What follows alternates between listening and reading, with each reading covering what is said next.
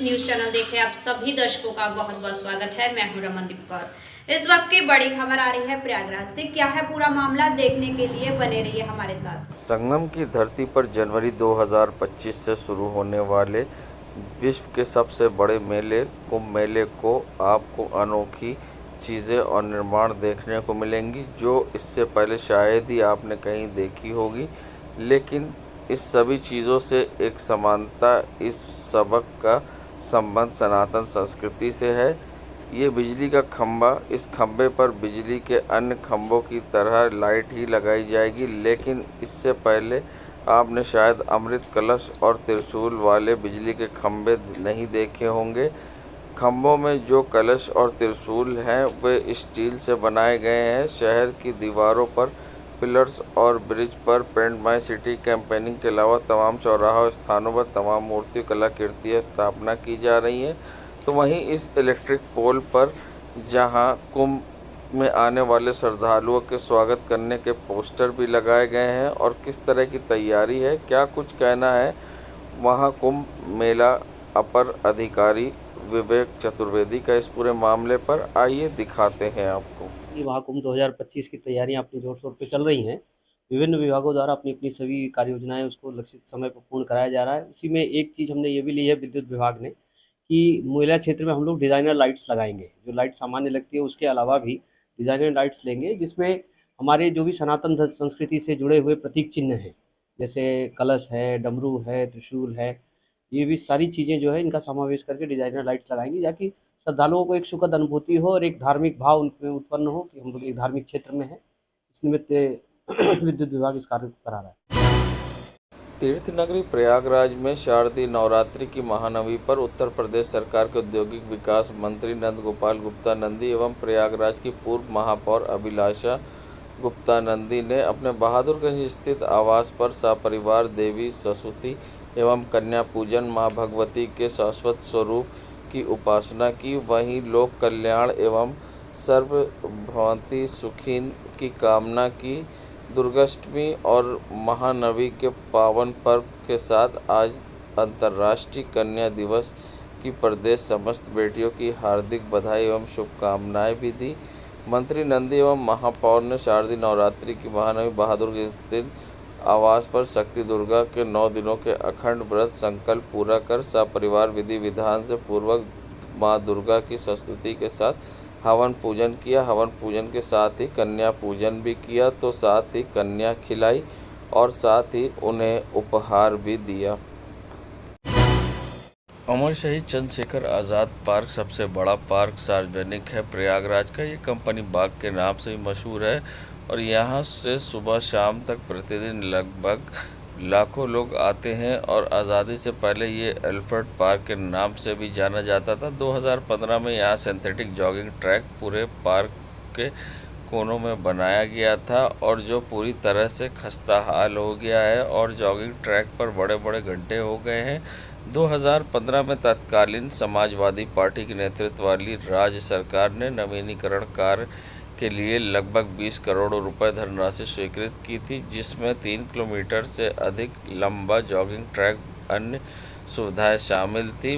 मगर कई सालों से अपनी जॉगिंग ट्रैक खस्ता हालत पर रो रहा है और परेशानी का सामना करना पड़ता है आम जनता को। जब वे इस पर दौड़ते हैं तो कई बार वे चोटिल होते हैं, पैर भी मुड़ जाता है, मगर जिम्मेदारों की लापरवाही कहें या अनदेखी, जिसके कारण इसका निर्माण नहीं हो पा रहा है। फिलहाल लोगों ने सरकार से क्या कुछ मांग करी है, आइए दिखाते हैं आपको। क्या है और यहाँ पे कम से कम सुबह अपना स्वास्थ्य ठीक करने के लिए लाखों लोग घूमते हैं और सबसे बड़ा स्वास्थ्य धर्म है।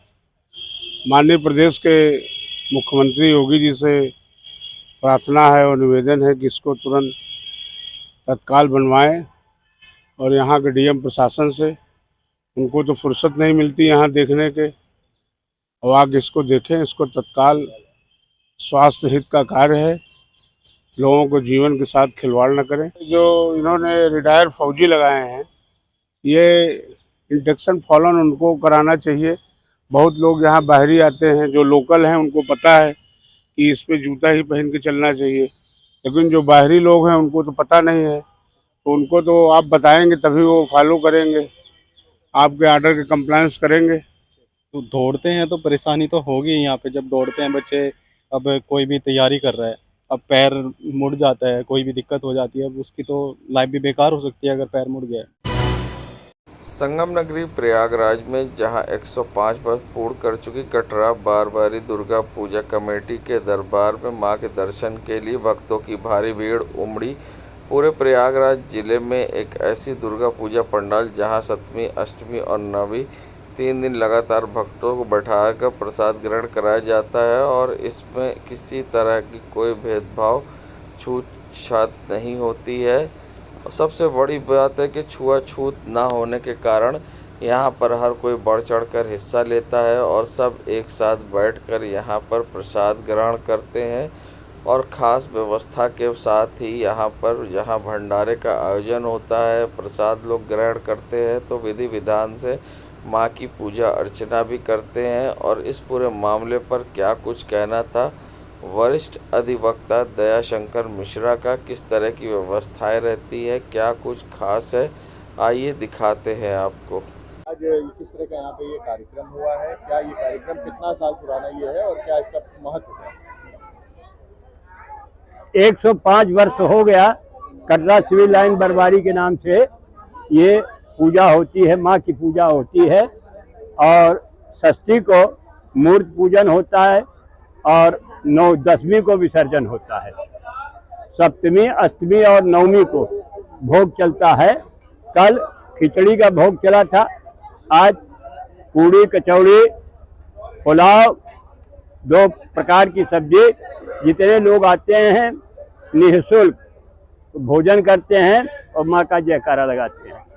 इसमें सारे प्रतिष्ठित लोग, अधिकांश प्रतिष्ठित लोग जैसे हमारे बीच में खड़े हुए हैं, इलाहाबाद हाई कोर्ट के एडवोकेट बाहर भी हैं, यहाँ जो लोग इसको संभालते हैं, जो लोग इसको करते हैं, अब तो दयाशंकर मिश्र, वरिष्ठ अधिवक्ता, उच्च न्यायालय। गंगा जमनी तहजीब की संगम नगरी प्रयागराज चक स्थित दलित बस्ती में एक बार फिर आपसी भाईचारे सद्भाव देखने को मिला है, जिसका वीडियो सोशल मीडिया पर तेजी से वायरल हो रहा है।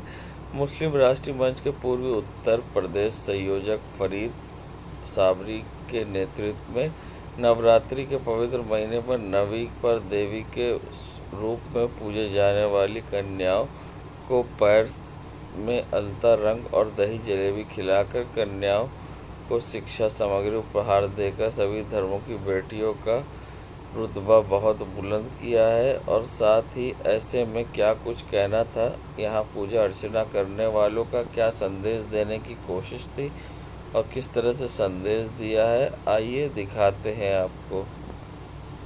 क्या संदेश दे रहे, वीडियो वायरल हो रहा है, क्या कहिए? देखिए, जो हमारे हिंदू भाइयों का पवित्र महीना नवरात्रि का चल रहा है, इसमें हमने एक संदेश दिया है गंगा जमुना तहजीब संगम नगरी प्रयागराज में कि जो हिंदू भाई में कन्याओं पूजा जाता है देवी के रूप में माना जाता है और मुस्लिम समाज में जब पैदा होती बेटी तो रहमत की नज़र से देखा जाता है। तो जो आपसी भाईचारा है उसे हम मजबूत करने की कोशिश कर रहे हैं, अखंड भारत की ओर चल रहे हैं कि हम सब अखंडता की बात करें, ना कि हम बंटने की बात करें। और सरकार ने भी इस पे तवज्जो दिया है, जैसे नारी सशक्तिकरण पे काम करना चालू कर दिया है। सभी थाने में जो है महिला हेल्प डेस्क अलग से बना रखा है कि महिलाओं को किसी तरीके की परेशानी ना हो। इसी सब माध्यम से हमने एक संदेश दिया है कि हम सबको एक दूसरे की बहन माओ की इज्जत करना चाहिए।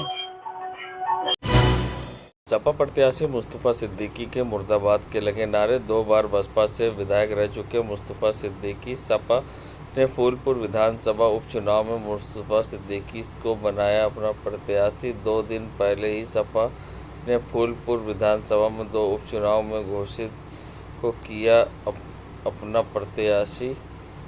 बता दें, सपा के राष्ट्रीय महासचिव रंजीत सरोज के आवास के बाहर लगे सपा प्रत्याशी मुर्दाबाद के नारे, सपा प्रत्याशी के मुर्दाबाद नारे लगे और वीडियो सोशल मीडिया पर हुआ वायरल। सोशल विधानसभा फूलपुर उपचुनाव प्रत्याशी है मुस्तफ़ा सिद्दीकी।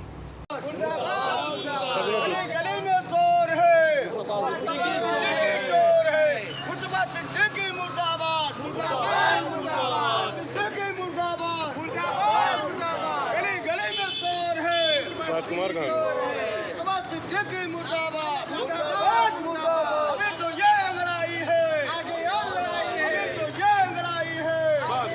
चलो। देश दुनिया की खबरों के लिए world media times news channel को सब्सक्राइब करें।